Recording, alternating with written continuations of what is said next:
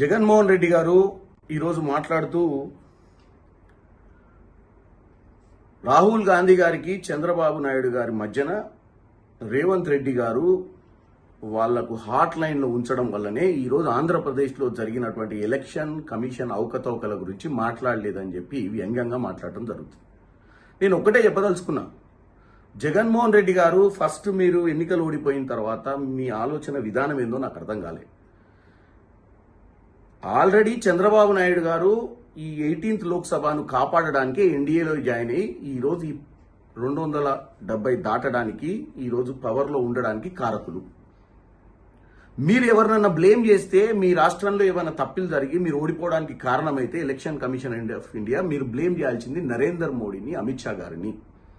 మీరు వారిని బ్లేమ్ చేయకుండా రాహుల్ గాంధీ గారి ఇంటిగ్రిటీ గురించి మాట్లాడటం చాలా ఆశ్చర్యకరంగా, చాలా హాస్యాస్పదంగా ఉంది. ఎందుకంటే మీరు ఈరోజు రాహుల్ గాంధీ గారు మహారాష్ట్రలో, హర్యానాలో, బీహార్లో, కర్ణాటకలో జరిగిన విషయాలు ఎందుకు మాట్లాడుతున్నాడు, అవి కొన్ని examples. Election commission of India తీసుకునేటువంటి నిర్ణయాలు చాలా దౌర్భాగ్యం అని, ఈ డెమోక్రసీకి అని వారు చెప్తున్నప్పుడు మీరు కూడా రాహుల్ గాంధీ గారికి మద్దతు ఇచ్చి రేపు విజయవాడలో జరుగుతున్నటువంటి ధర్నాలో పాల్గొనాల్సిన అవసరం ఉంది.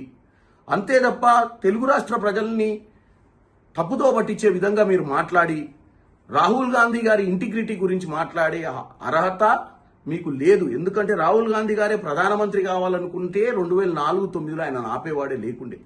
కానీ ప్రజా సమస్యల మీద పోరాటం చేయాలని ఎలా ఆయన ఈ ఎలక్షన్ కమిషన్ ఆఫ్ ఇండియా మీద పోరాటం చేస్తుండు. ఈరోజు రాజ్యాంగంలో ముఖ్యమైనటువంటి స్తంభం ఎలక్షన్ కమిషన్.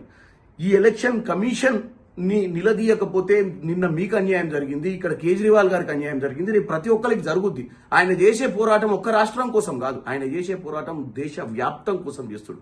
కాబట్టి మీరు ఈ తప్పుడు స్టేట్మెంట్లు బంద్ చేసి వాస్తవాలు మాట్లాడుకుంటా, మీరు భయపడకుండా నరేందర్ మోడీని, అమిత్ షాని ఎదుర్కోవాల్సిన అవసరం ఉంది. మీరు వారిద్దరి గురించి మాట్లాడకుండా వారి మాటలు ఎత్తితే, వారి గురించి మాట్లాడితే మీకెక్కడైనా ఇబ్బంది అవుతుందేమో మీ కేసుల విషయంలో అని చెప్పి మీ యొక్క ఆలోచనతోటి మీరు మాట్లాడేది తప్పని తెలియజేస్తున్నాను.